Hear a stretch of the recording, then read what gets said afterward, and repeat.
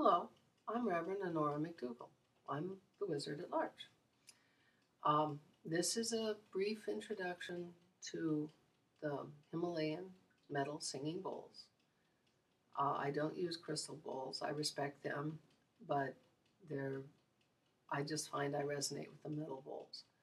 I would like to introduce you to them. When I got my first bowl, I and the cat both adored it. But my neighbor who dropped by, I was very excited, and I showed her, and she just acted. I mean, she couldn't wait to leave. So these are, shall we say, they may not be quite an acquired taste, but they're very unique. And there may be some people and some animals out there that do not resonate with them. And since I want to bring benefit to people and to beings, not chaos and stuff like that, then it is better to introduce you to them in something like this where you can at least hear them and then you can make your own decisions.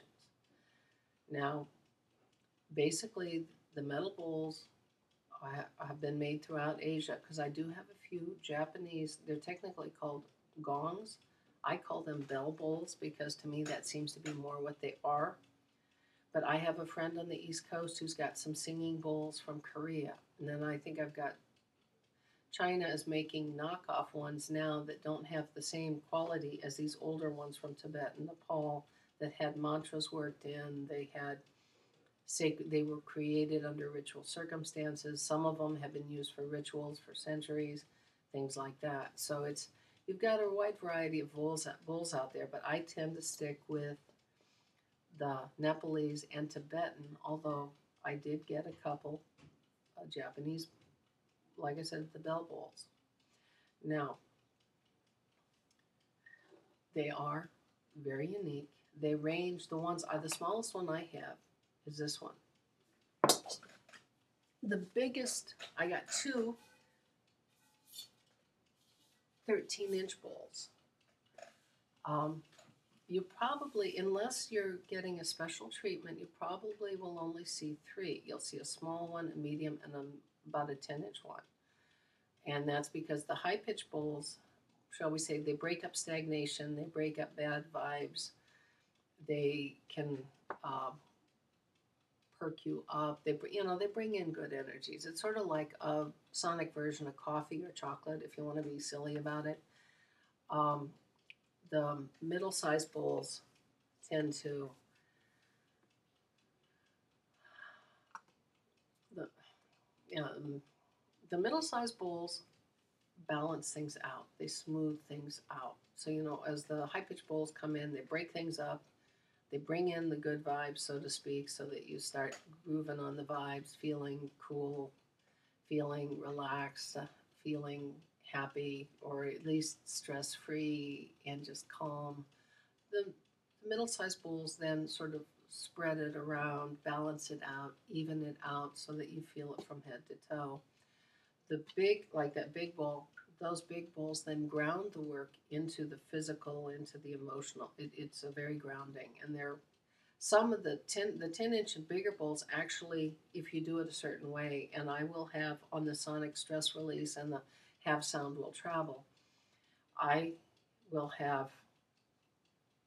I have a 10-inch bowl that I can actually place on your hands or on your stomach or something, and you can feel the vibration. They're subsonic. So that also is something. And they're all pretty cool. I mean, I've played with them for several years. My cat loves them, and I love them. And they are very powerful. I played with them intensely once I got my first dozen for like 6 months. And then I had to step back and let it all stuff.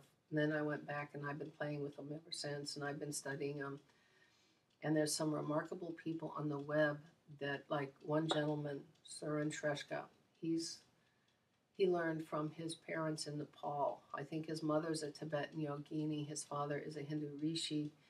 He learned from everyone in his village outside of Kathmandu how to use them. And someday I would like to get his training if circumstances permit. But right now, I basically was taught by dragon spirits how to use the bowls.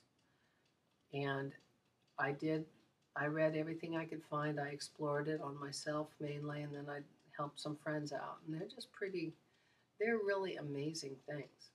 So I want to introduce you to them now because you'll then know whether or not they're going to work for you. And I got to go to work soon, so that's how come I got a timer. So don't mind me. This shouldn't take much longer. Like I said, this is my smallest one. This is what a small one sounds like.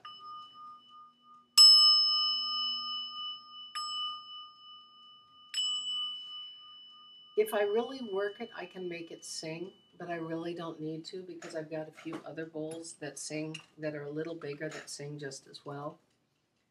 Now this is one of my Japanese bell bowls. It is milled. The Tibetan bowls are made of 7 different metals they consider sacred. They're the planetary metals, and the Tibetan ones proper have a bit more silver. The Nepalese have a bit more brass. It just depends on what's in their area and the family tradition they follow. This is, I'm not sure the metal, but it's milled rather than handmade, which is okay because it still has an incredible sound.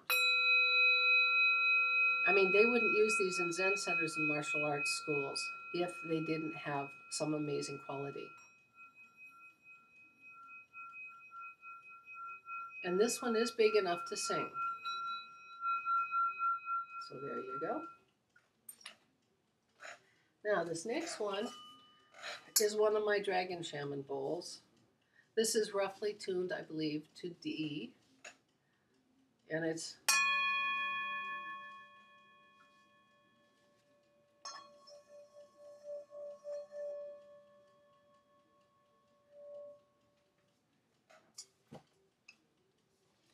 now this one, I believe, is my lunar bowl. It's roughly tuned. Now the difference, one of the differences between crystal and metal bowls is that crystal bowls can be precisely tuned. Now the modern, this is an old bowl, a couple hundred years old at least. This one was actually made in the last 20 years, but it was made according to traditional practices with traditional metals. But that one is more fine-tuned because they had oscilloscopes. This one probably didn't. And you're going to find, and I tend to like, they're slightly wilder with overtones.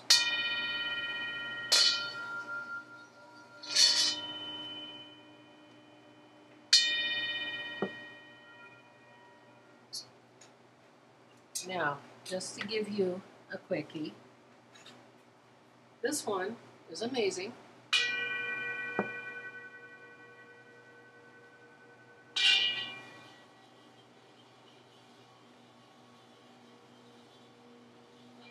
This one, 50% of the time, can do a loud, audible song, but half the time it does a subsonic that you feel. I have used it on my feet occasionally to let the vibrations affect my feet. Some of the bigger metal bowls do have that ability of subsonic. One of the bowls I'll be taking with has that ability that we can put it in your solar plexus and we can sing it, and instead of you hearing it, your body will feel it. A good friend of mine says it works better than a massager. It's just, there you have it. I hope that they have worked with you, and I hope that you will ask for my assistance, and so I may share these wonderful bowls with you and help you become, shall we say, get rid of the distress aspect and help you find your center and calm again so that you can see where life needs to take you and what you need to do. Tashi Dalek, good fortune.